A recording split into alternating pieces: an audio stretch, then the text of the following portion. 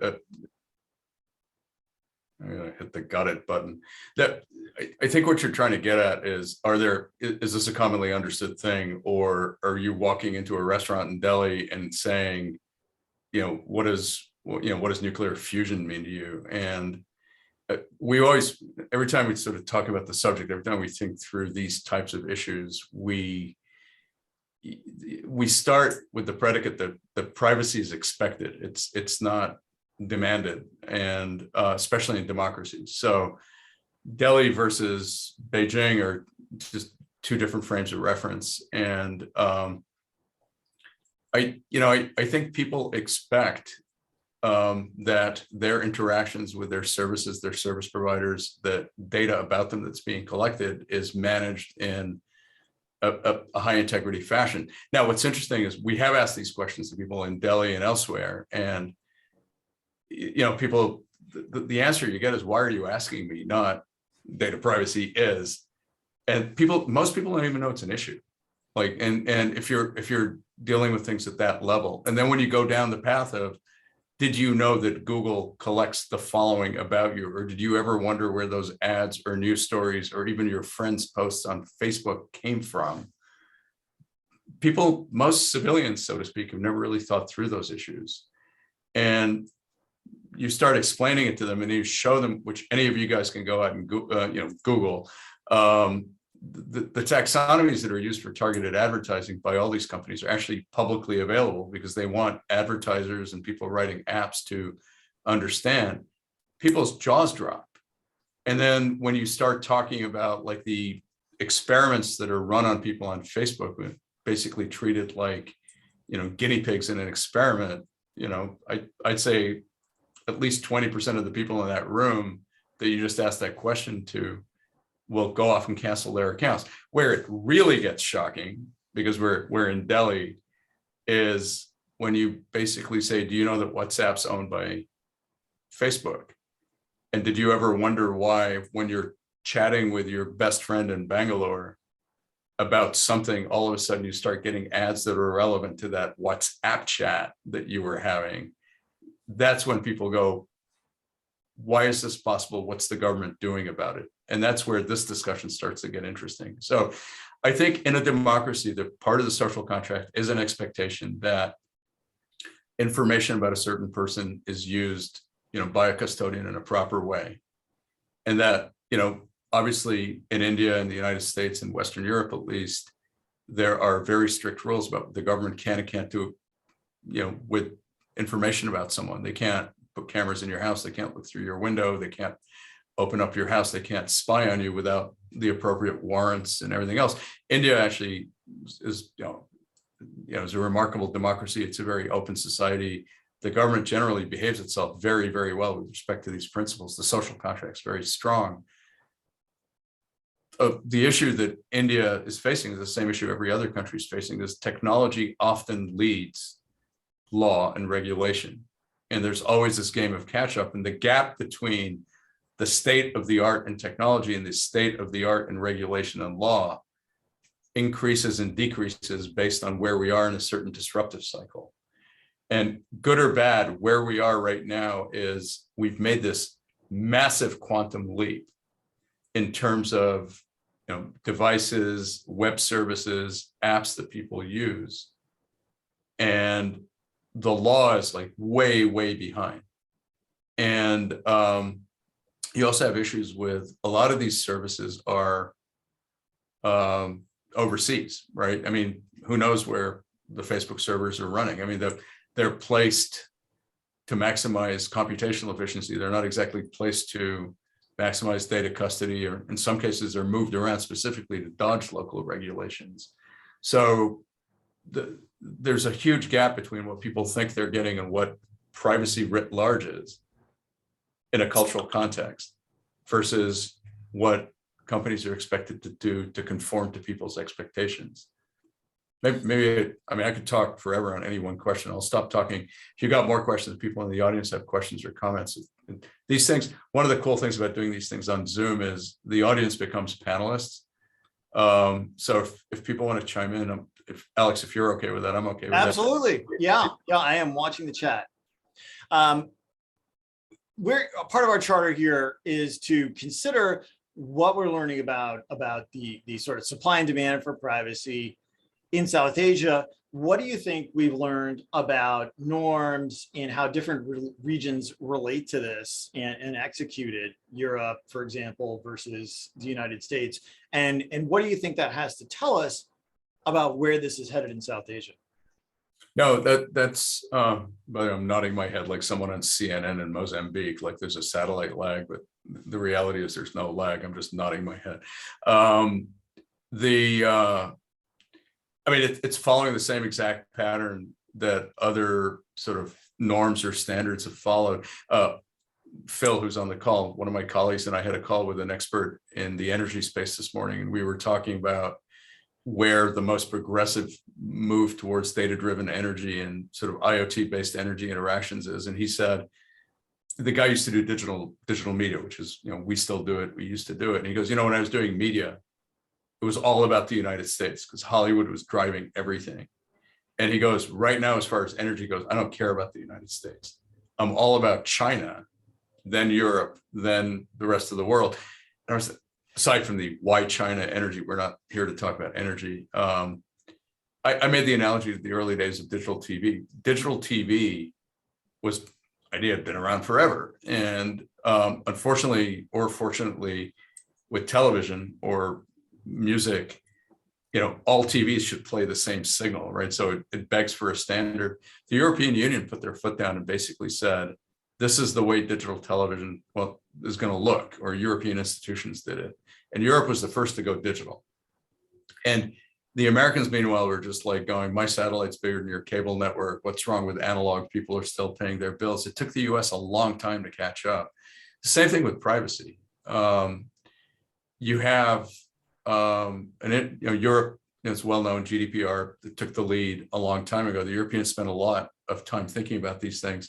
I don't know if you saw this, but there was a great press conference, the European, it was a kind of a crap on Facebook sort of EU sort of conference. The French finance minister was asked a question about Facebook sort of shucking and weaving to get out of these new privacy regulations. And he said, I think we've established that life is perfectly fine without Facebook. And it was sort of a threat, like, don't threaten us because we'll just kick you out and we'll just go back to, talking about each other in coffee shops or, whatever people did before Facebook. But Europe was first, GDPR. GDPR is a landmark regulation. They're still trying to figure out, it's like they built this car, but they're still trying to figure out how fast it goes. It's been, it's actually, aside from like giving lots of people carpal tunnel syndrome when they click OK on every website they go to, it's actually been used to really, get European enterprises to behave themselves and pay attention to their consumers' data privacy. And I'll give you a couple of examples where my company's been involved, which you'd never think GDPR would intersect, but it does in a second. But they've gone after Italy, France, the European Union are going after and have gone after the big, companies, Facebook, Google, blah, blah, blah, for privacy violations. It started with regulators handing out, multi-million-dollar speeding tickets. But when you start roping that into the basket of sins that include antitrust violations, it's pretty effective. Now, where does stuff like that pop up next? It's always in California, right? We're both in California. California is always on the bleeding edge. But I mean, what's interesting to me as far as South Asia goes is India. And I'm sorry if there are people here from Pakistan or Bangladesh. I don't follow those places very closely, but we're very active in India. We follow the Indian market across the board very closely. India is developing its own privacy laws and privacy regulations along the lines of GDPR and along the lines of CCPA, which is the California version, which is beginning to spread at a state level in the United States, not yet at a federal level. But India has like basic speed bumps and guardrails on data privacy already, and they're pulling that up into a body of regulation and law, which I think in the long term will it'll be an Indianified version of what you're seeing elsewhere, but we'll have local flavor just to correspond to local norms. The next step in that is going to be, what if the servers are in Japan with Indian citizen data? Or what if, an Indian company wants to provide services elsewhere? And there's a cousin of privacy law called data residency law. India hasn't quite developed that yet, but the Saudis, the Russians, I forget some of the other countries, they basically have rules that basically say, if you've got data on my citizens, that data has to reside on services that are in my country, within my borders. And it's a weird idea of keeping, bits can fly anywhere. It's like a fluid, but this idea of just like making sure that you can use the legal system of your country to go after somebody who's abusing data about your residents is again, it sounds obvious, but no one's really thought about this. And that's got all sorts of implications. You work with companies to help them solve these problems. What is it like to be a Facebook or a Google or CNN and in managing these data residency requirements? Well, so data residency, data privacy, different technologies that get used. We have a partnership with a company called In Country, which self-descriptive name. All they do is residency. And that's a feature we screw into our platform. When people want residency, we use their technology to make sure they're complying. It's a compliance technology, complying with the local rules. Our flagship product is called the Intertrust Platform. And the best way to describe it is it's got two layers. I call it the trust sandwich, the two slices of bread. And the top slice of bread deals with interoperability between distributed data services. We provide governance, we provide the ability to leave data in place, but process it under secure rules. We provide secure execution, the capability of creating audit clearinghouses, trusted intermediaries, and things like that. The bottom slice of bread deals with what happens when your cloud is talking to a device.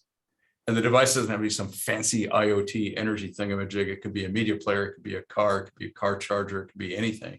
But typically IoT devices talk to the cloud. That link has to be secure and authenticated. So you're talking to who you want to be talking to, not some guy in some cyber hacking place in Belarus. And the cloud needs to know that the device is a car, a TV, or whatever.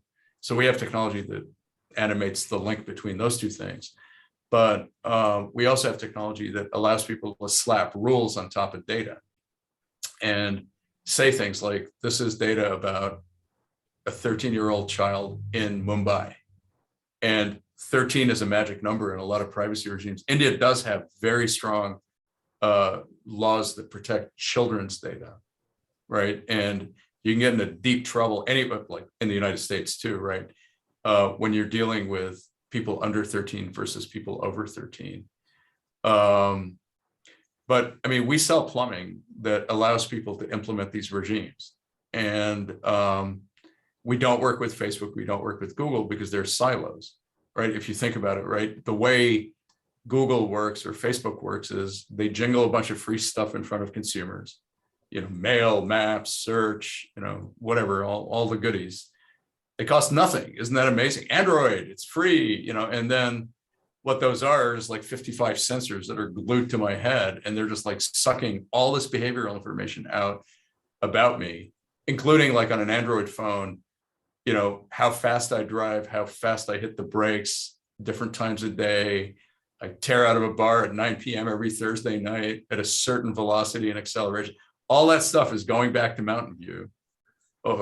And that's being used to profile me and sell advertising. But the trinkets like send data up to the cloud, the data is mine to Google's benefit, ads are matched to the data, Google makes tons of money, I get free email, right? Who's the sucker in that transaction?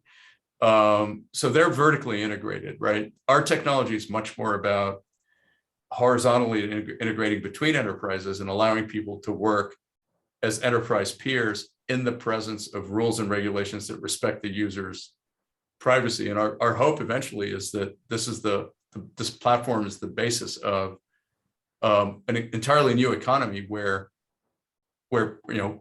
people can have their cake and eat it. You can do advertising and protect people's data. You can run energy grids, and I can talk about that in a minute, and still respect people's data. And you're going to ask me, what does privacy have to do with energy grids? And I'll tell you. But before I do, I mean, if people are interested in reading a good book, probably a lot of people in this in this session have read it. There's a book called Zucked, Zucked, or Z, if for those calling in from India. It's written by a guy called Roger McNamee, he's a very famous investor. He was involved in starting Silver Lake. He's the guy who introduced Sheryl Sandberg to Mark Zuckerberg. He's the guy who convinced Zuckerberg not to sell Facebook to Microsoft or Yahoo back in the old days. And he's a big Facebook groupie. He was involved in it. And then one day he woke up and he's like, this is no bueno. And he wrote this book, #1 New York Times bestseller, about all the stuff these folks do. Needless to say, he's got to check his car every morning because he lives down in Silicon Valley. But one of the ideas Roger had is an idea we actually had implemented a long time ago, is personal data should never leave your device. Instead, the ad should come, or whatever should come to the data. And that way you can do the auction, you can do the matching, and ideas like that horizontalize it.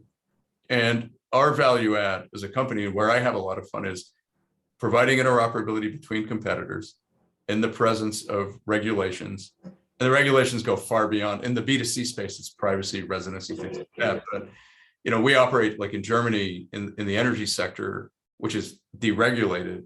How do you keep people honest in a deregulated market? You have rules on how competitors can interact, because the minute competitors start to cooperate, you can start harming consumers pretty quickly. We can encode all that stuff digitally. But the other piece of our business model that we think is essential is that we're neutral. We don't sell services. We don't give out maps. We don't sell consulting, any of that stuff. We just provide the software that just basically authenticates things and allow you to process data under governance, digital governance. And one of the rule sets that comes with, in most cases, is privacy. And, it gets really cool computationally when you've got a German citizen in India using an Indian web service. That company is liable under GDPR because they're handling data on a German national, even if they're in India. Now, if that's just an Indian company that never leaves India, Merry Christmas, the Germans can come get their money. But most of those companies operate outside India in the EU, and they get a bullseye on their back if they don't play their cards right. And that's where you start playing with the set theoretic intersections of different regulations. And that's where the technology gets really cool. We've got a couple questions from the audience. Should industrial data be subject to the same stringent laws as the personal user data from a legislative front? Yes. Let me give the example I've been rearing to get out there. We have a piece of software, it's a platform that we co-developed with Germany's biggest energy company. It's called E.ON, E-O-N. And one of the things I love about my job is the role serendipity plays in my day-to-day. And I was in a meeting in Essen in Germany. I forget when. It was a long time. It was like 4 or 5 years ago. And we were presenting our software in the abstract. And this gentleman who was in the meeting sort of follows us out. And he says, I think I can use your software to solve a problem I've got. We're like, what's the problem? And he goes, Germany. So in 2011, Germany deregulated their energy system. They decided to get rid of nuclear power. They decided to go completely renewable energy. They decided to go green. And that's been happening. A very, very risky, very expensive energy transition. Part of this is upgrading the grid infrastructure in cities to support things like electric vehicle charging, solar, et cetera, and so forth, right? So in ye olde days, Germany had a handful of power companies and the government, and the cities did what they did. They cooperated with the power companies. Life was good. After deregulation, if you want to put 10 car chargers on the corner of 3rd and Maple, you need to know what's under your feet. You need to know the load the substation can take. They went from having a very small number of constituents in that decision chain to 700 or 800 what are called DSOs, or the low voltage grid operators, who actually run the electricity to your power socket. I think there's 13,000 municipalities in Germany that have a say in this kind of stuff. There's the gas company, the water company. Important safety tip, right? Don't go drilling on a sidewalk without asking someone if there's a gas line there, right? Mhm. And decisions that used to take a few hours, you had a guy called Herman with a pencil behind his ear and a clipboard, were taking months. And lawyers were coming in and like, don't do that, don't send your, so this dude in the parking lot goes, wait a minute, your software can intermediate between all of these different data sets in the presence of GDPR and in the presence of competition law. And we're like, yeah, I guess so. So blah, blah, blah. A bunch of lawyers showed up, spent a couple of weeks in Silicon Valley, and they're like, this does it. So we built a platform where our software does all the data juggling. And is a map-based interface. You rubber band the street corner. And because of all the security and privacy protection, we not only say things like the transformer can't take the load, there's a gas line, move over by 20 meters, but we say things like, hey, the software studied everybody in this neighborhood and no one can afford an electric car. There's no propensity for electric cars in this neighborhood for another 3.2 years. Save your money. Try this neighborhood. That's just an example. But if you start thinking about it, you need to understand data about people. Now, okay, assume you've electrified your city, you got EV chargers everywhere. Guess what? Electric vehicle chargers need to know when the cars are going to show up so the electrons are there. And electric cars need to know where the chargers are and that they can support the load. And that's maybe too nerdy, but that's called demand balance. It's supply and demand. You got to supply the balance. You got to balance the supply and the demand correctly. That's an AI problem that requires you to study the behavioral profile of drivers, talk to the cars, figure out how much electricity and when they're going to want it, and then make sure the electrons are there at the charger and the grid can source it at the right time. That's actually a very serious privacy governed problem that involves a car and a charger. Those are industrial devices. Those are IoT devices. So you don't have to think too hard to realize that almost anything we care about, maybe not in the first derivative, in the second derivative, but in the third derivative, will touch some kind of data that has some privacy implications. Now, I'm a computer scientist and I like abstracting. It's the same computational problem, whether you're applying privacy regulations or competition law, or you're holding two companies' jackets while they fight. And another example, Chevy Bolts. I don't know if anyone here has a Chevy Bolt.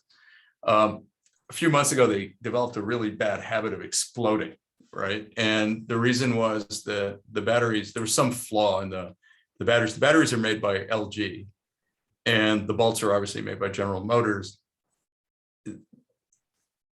The computers knew exactly what was going on. The riddle is in the data, but now you've got litigation, and everybody's like doing this to their data sets because you get the blame game going, and it just comes down to who's got the better data scientists to look for the patterns.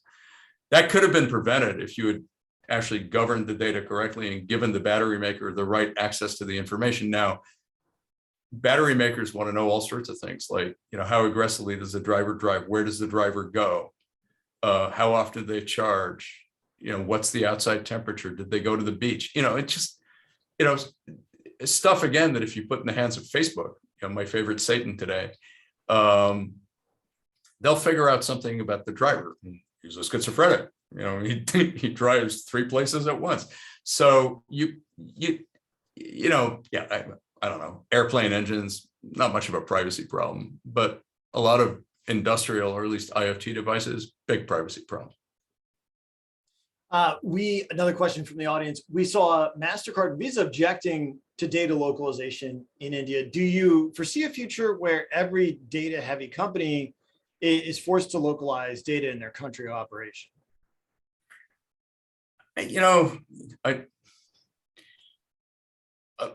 The normal business, kind of citizen guy thinks that residency should be respected. The internet hippie computer guy thinks that there are better ways of doing it than having some bureaucrat basically say the bits shall remain within this geographical border. I mean, the whole point of the internet is it virtualizes location.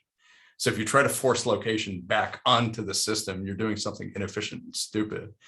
And when you start talking about blockchain in this whole mix, good luck, And so I think there's some very subtle technical solutions that have yet to be developed that let the bureaucrats, regulators, bureaucrat is such an ugly word, let the regulators do their job without like hampering the technology and spending a lot of electricity on the wrong problem. I mean, Visa and MasterCard don't want to do it because it's going to cost them billions of dollars. And I don't know, so please don't sue me, but for all I know, their data cloud infrastructure is designed in such a way to minimize their legal risks in any given geography. But I mean, they've got all sorts of commitments to their constituent banks as well. And they carry a tremendous amount of regulatory overhead in their systems just because of money laundering laws and know your customer stuff and all that kind of stuff. So they're looking at it and they're like, oh no, not this, slow down. Here again, we're looking at South Asia relative. I mean, we're comparing it to other places where other things have happened. What do you think are the major differences between points of view between regions that would hamper arriving at a more commonly accepted set of governance principles that would make localization less of an arbitrary necessity? Again, I mean, sometimes there's a way to do it with a computer that allows everybody to be happy. What I found to be a recipe for disaster with the internet is people trying to take old physical world concepts and tell someone to incarnate them on a computer, right? There's usually better ways to do things digitally than just mimicking the old fashioned way.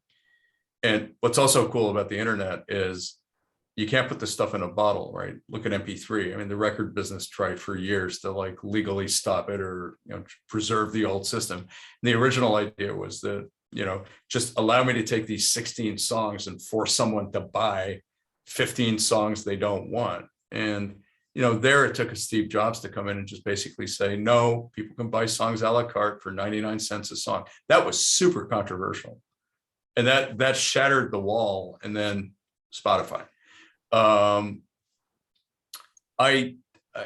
When you say localization, the real question is where is that requirement coming from, right? Is it coming from a regulatory insecurity where somebody who's a custodian of a culture is asking for things to look a certain way to preserve the culture?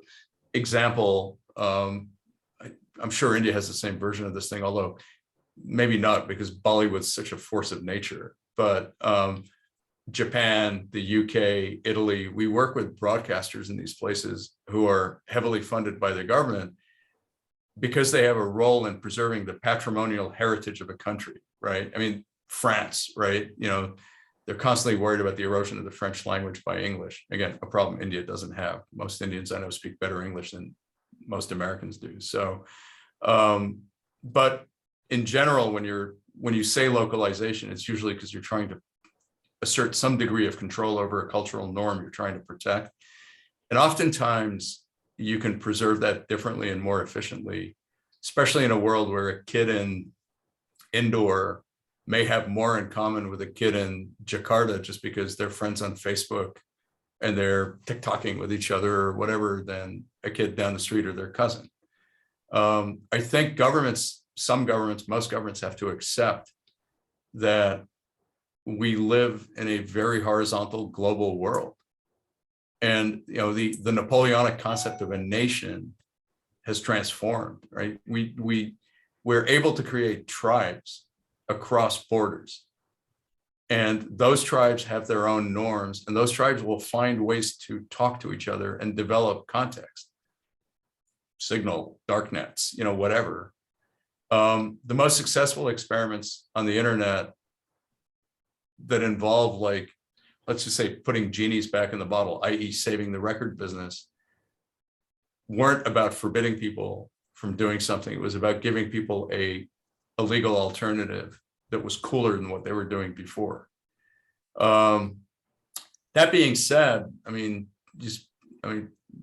don't know what's going to happen in the Ukraine, but if something bad happens, it's going to involve some massive cyber attacks. And cyber attacks aren't necessarily crashing the entire IT system of a government before you invade them. Cyber attacks could involve introducing malware into a system that works very slowly, like a cancer that just sort of degrades the quality of infrastructure. Cyber attacks can involve psychological warfare. Cambridge Analytica, Facebook, the 2016 US presidential campaign. That's where a lot of these localization rules are coming from, and the restrictions on the way internet companies can effectively manipulate their users. It's governments are rightfully worrying about those types of things. The question is really how you do it. And then to go to the root of your question, how do you do it on a local level that also allows you to still work globally? Let the kid indoor, form a tribe with a kid in Jakarta. The tech exists. I'm not sure it's been rolled out correctly. I think it's going to be a push-pull between regulation and technology. And, and people vote in India, right? If the government goes too far, eventually they'll vote them out. Digital issues will become a big deal. The current government in India spent a lot of money on digital. They've got Make in India, Invest in India. They've got actual people whose job it is to worry about what the right technologies are for the infrastructure and the economy, and where to spend their money. And that's very progressive. That's very forward looking. I wish we had done that like in the United States, and we're only now getting around to it with the infrastructure bill and things like that. So. You mentioned that there is this possibility to arrive at this a happy place where companies are able to advertise, consumers have what they feel is adequate control over their privacy. What does that place look like? What do you think of if we got there, what things would we notice that'd be really different than right now? Well, I mean, we won't be slaves of like these single ecosystem owners like Facebook and Google and Instagram and Snapchat and those types of things, right? That's, by the way, they're going to transform this. I mean, Google's already a very different creature. I shouldn't throw Google into it. Google is turning into an operational layer on top of internet protocol. Right, they're so deep in the plumbing, and they're thinking very, very progressively and very futuristically about playing an active role as kind of being the clutch of the internet, right? Just to make sure the right thing ends up in the right place at the right time.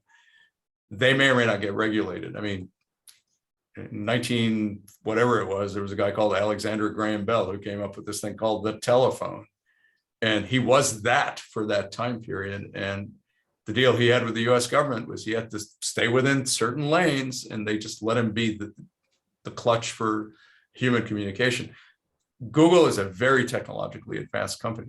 Facebook's an advertising company, right? And you saw what happened to their stock a few weeks ago. Just thank you, Tim Cook, by the way. That was pretty cool. I think what happens in the future is you end up with, maybe it's enabled by Google. Maybe Google sees the light. Maybe companies like Intertrust, sort of assert their technology into the system. But human commerce is about independent commerçants, building businesses. You're arbitraging demand and supply. I mean, I have no fancy MBA, but I mean, that's. Neither do I. Yeah. But entrepreneurs should have the right to create businesses without being controlled. I wrote this thing on LinkedIn the other day. I mean, I just complimented Apple, but Apple's been pretty nasty with the whole App Store monopoly they have. And they just got smacked. There was a lawsuit with Unity or one of those companies. And one of my friends put it up, and the title there was a walled garden. I was like, it's not a walled garden, it's a plantation. Like all the apps are slaves on this plantation, right? And I think what happens over time is it's perfectly okay to turn that 90 degrees. And this is something we invented, but the security and the governance will travel with the data or with the software. And it will be applied at the point of use. NFTs. NFTs are completely distributed content items that are governed by digital tokens that are secure and associated with the content. We invented that in 1995. We had a technology in 99 that was in the market that had a virtual machine that ran on Windows that was a completely secure autonomous peer that could do client server commerce or peer-to-peer commerce. So I could I sell you a song and give you the right to share it with 100 of your best friends. And if they bought the song, you'd get spiffed, I'd get paid. Just woo. And okay, no one wanted it. No one knew how to use it. We were way too early. That's NFT. I think what you're going to see is a completely distributed system. It's just the arrow of the internet. The internet is a distributed system. We added trust to distributed computing. Now people are beginning to play with it.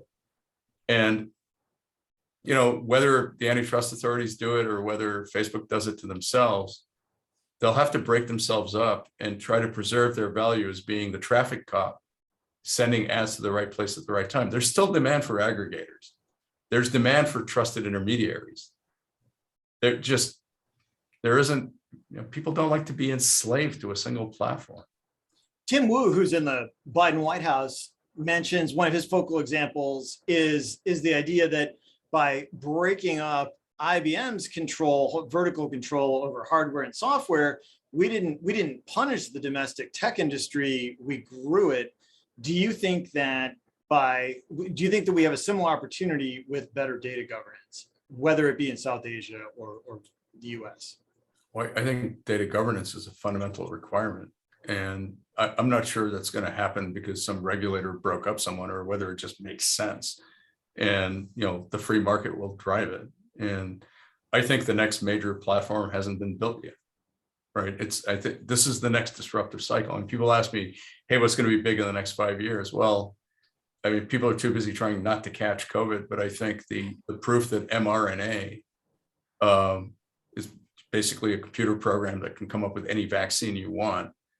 You throw that in with CRISPR, you bake at 450, you pretty much got cures for autoimmune diseases and cancers and things like that. So, okay, that's not really what we're talking about, but I think that's going to be a boom area. Climate, IoT, that's another thing. But I think we're going to see a second phase of services like a la Facebook coming out that are going to be built on distributed computing infrastructure.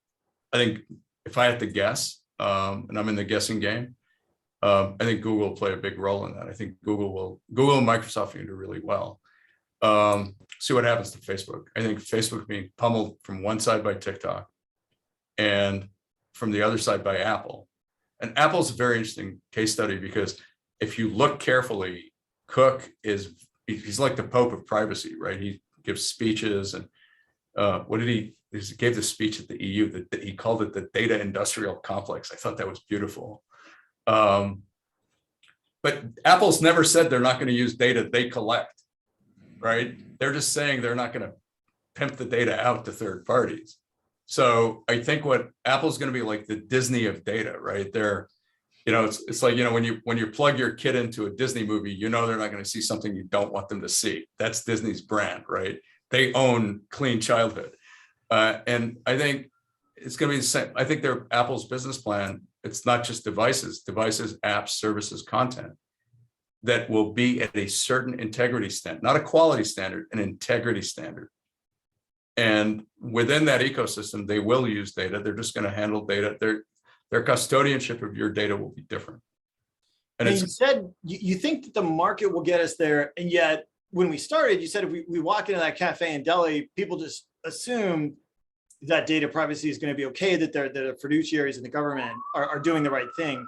Can you tell us more about how you think in South Asia or at large, the market and the demand for privacy and the fiduciary duties of the regulators are going to interact to get us to this place or not? What are the things that as an individual, you're voting in the next election? What should you be looking for? What should be on your A list in terms of making this happen? I'm pretty, I know you didn't mean it this way. I'm pretty cynical about what drives people to vote for certain things. I mean, just look at the last 10 years of who wins elections in various countries. I won't name at the expense of offending the odd person, but probably everybody. Yes. Yeah, I'm good at offending people, by the way. Do you guys have a session on offending people? I could probably participate in that. Look, what drives people to move in a certain direction is basically some egregious offense that causes harm, or some understanding that something of value that they have is being misappropriated. And those are relatively abstract concepts. The flip side is what pisses people off is when you take their MTV away. but, and I noticed there's one question, Jigar was saying that he says his friend, asking for a friend, yes, the privacy is overrated. Air is overrated, it's like, who needs air, right? It's one of those things, and it's a lot, privacy is a lot like that, right? I mean, it's like, you only really start wondering about why you need it when you don't have it, when it's taken away from you. And I think it's asking too much of Joe Sixpack or whoever, but technology that allowed you to sell your data in a transactional sense, use it as money, right? I'd be kind of cool.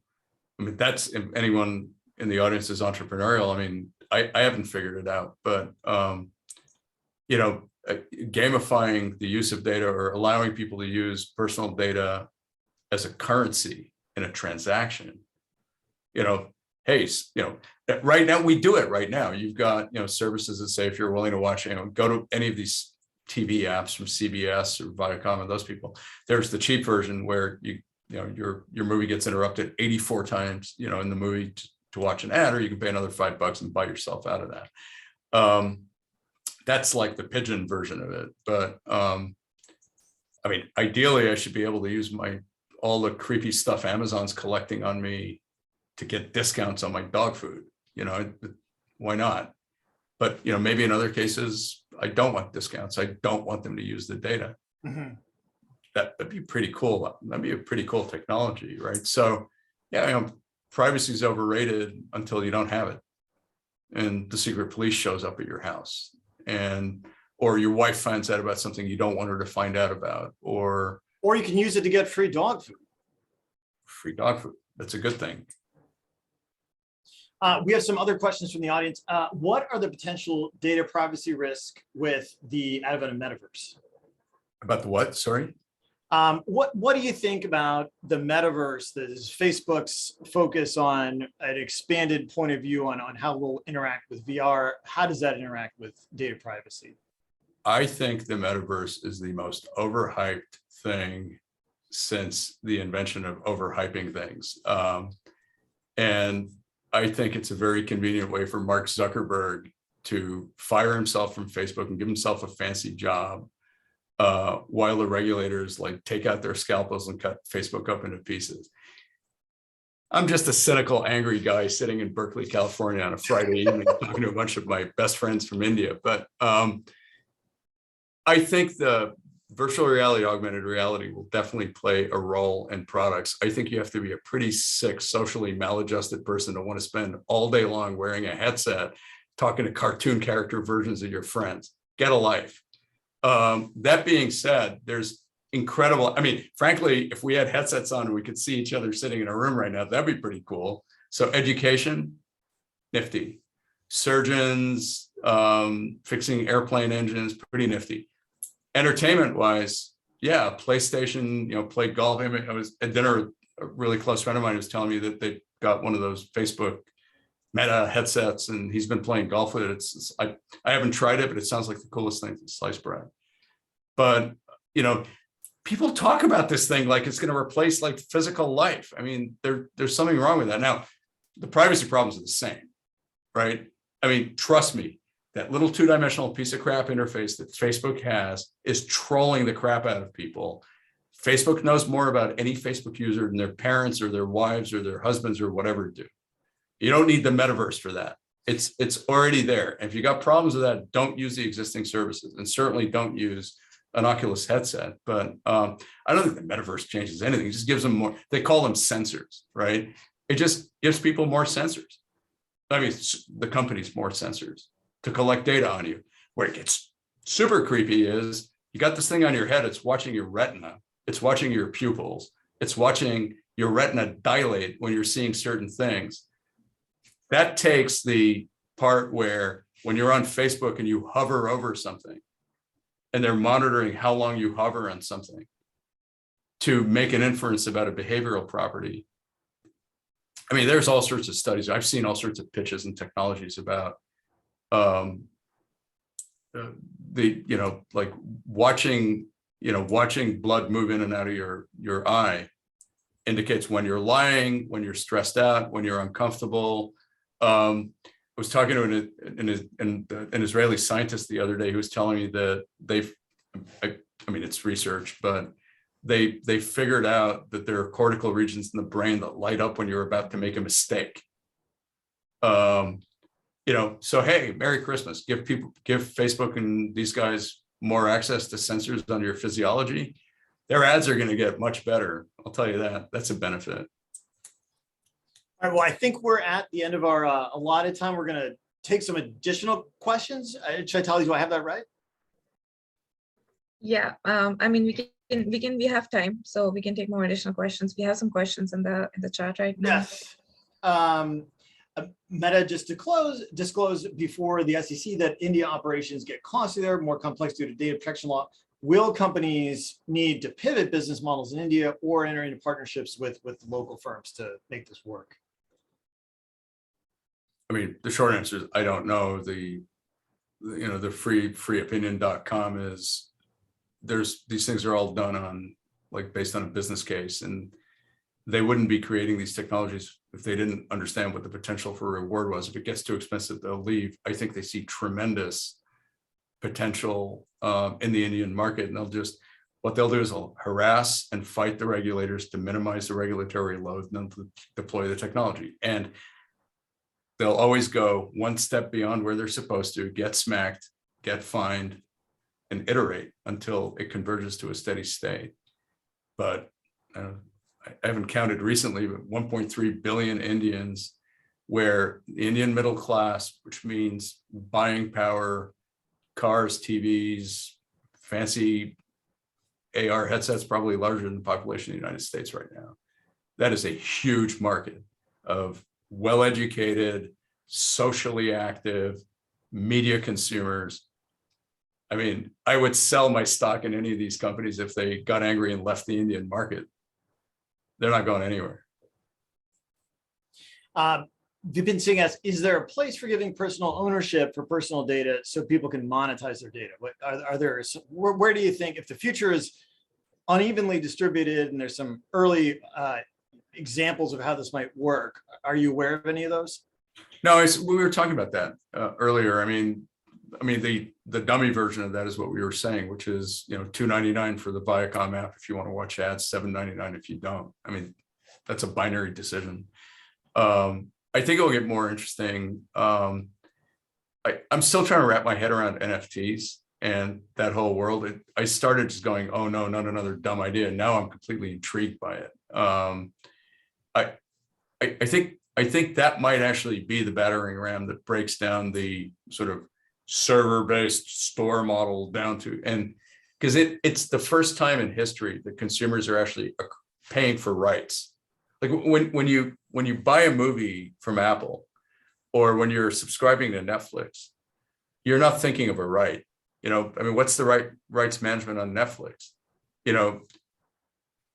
Are you Alex? Yes, prove it. Here's a credential. Did you pay your bill this month? Check the credit card. Yes, enjoy The Hangover. It's on Netflix in the US this week, by the way.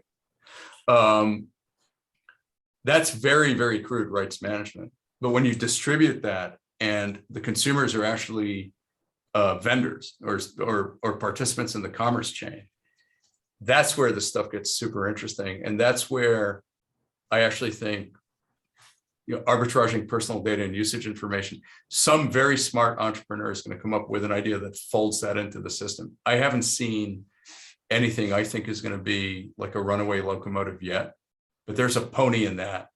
And some smart kid somewhere on God's fair earth is going to think of it. And they'll be the next Mark Zuckerberg. I like that idea. Call me. Smart kid somewhere. We have a question that I feel vulnerable doing online transactions, but what am I going to do? Do you have any tips for securing your own data privacy as you do things online as an individual? Amazon sells tinfoil hats in the United States. No, I'm joking. Or you can make them on your, if you don't trust them, you can make them on your own. Yeah.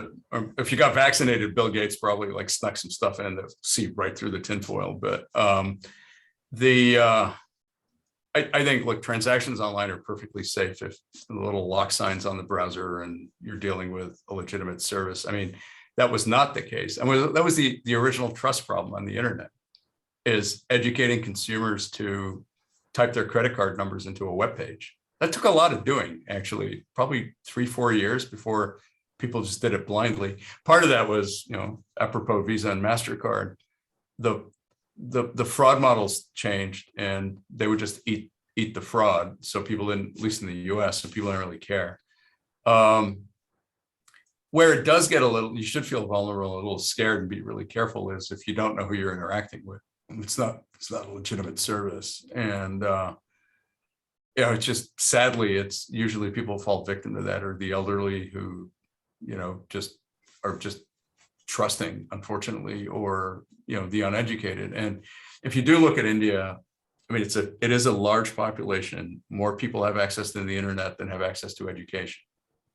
And oftentimes they have a grandchild or a friend who'll grab the phone out of their hand at the right time, but oftentimes not.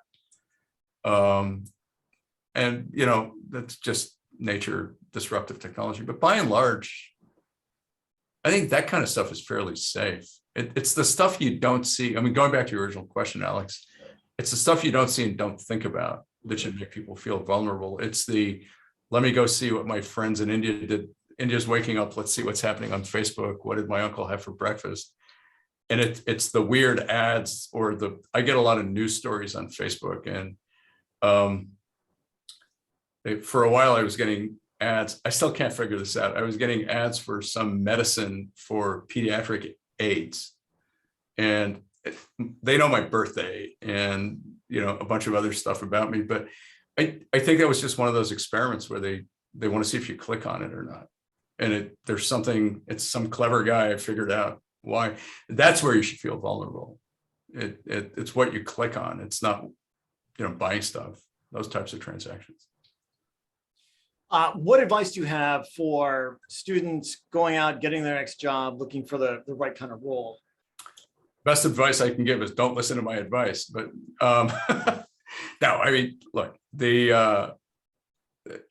I mean, this group of graduates at this point in time has opportunities in front of them that my generation never had, right? I mean, I grew up in a world where you went to the best schools you can get into, you got a job right out of school, and you did stuff. We live in a world right now where, with all due respect to everybody who's forked over thousands of dollars to Darden, you don't need an education to be successful. You just need courage, right? And I guess, especially I'm originally from Lebanon. I grew up in a Middle Eastern family, very similar to Indian, South Asian family values. I guess to those folks, my advice would be, if you've really got something in your belly that feels right, go do it. Don't worry about like living up to a stereotype or a model. Don't worry about just punching the clock and climbing a tree in a big company. The opportunities that are in front of people right now to be successful are many, and they're not conventional. And explore those, because not only could you be very successful, make lots of money, but also be really happy and laugh a lot when you're doing it. And that's probably it. I mean, I have an intern who's been working for us since he's about 16 or 17. He's incredibly brilliant. And he wrote to me the other day and he said, "Yeah, I don't want to work for you guys this summer. Can you help me get an internship at a venture capital fund?" And I said, "Why would you want to do that?" And he made the fatal mistake of stepping on the "it looks good on my resume" landmine. And I sent him this long flame. I was just like, dude, a career is not a video game, right? There's no high score in a career, believe it or not. And you really have to follow your passion and, do what feels right and what you're good at, not what people want you to be good at. He still talks to me, so I guess the advice stuck. Stay away from assholes is the other piece of advice, but unfortunately, no one's developed an asshole detector yet. But if you have an idea, call me. We fund these things. That's it. Apologies for the bad language. Closing question, perhaps. What is your favorite Indian food? Is a question we have. All of it. Yeah. I'm actually partial to North Indian food, South Indian food. I will eat South Indian food, but one of my greatest disappointments about California is there's no good Indian food here.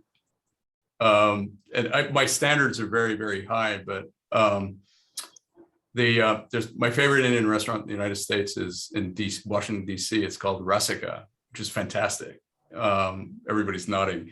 But otherwise, if I want Indian food, I go to SFO and I fly to London, or if one of the big cities in India. But I love Indian food. I mean, it's all good.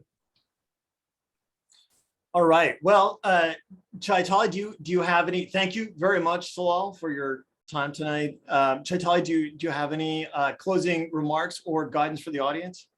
Yeah, no, thank you. This was really great, Talal. We are honored to have you today with us, and the audience was enjoying all your anecdotes and remarks that you had during the session as well. A lot to take away for all of us. Definitely thinking about how to be passionate as we take our career forwards, and a lot of us are second-year students here.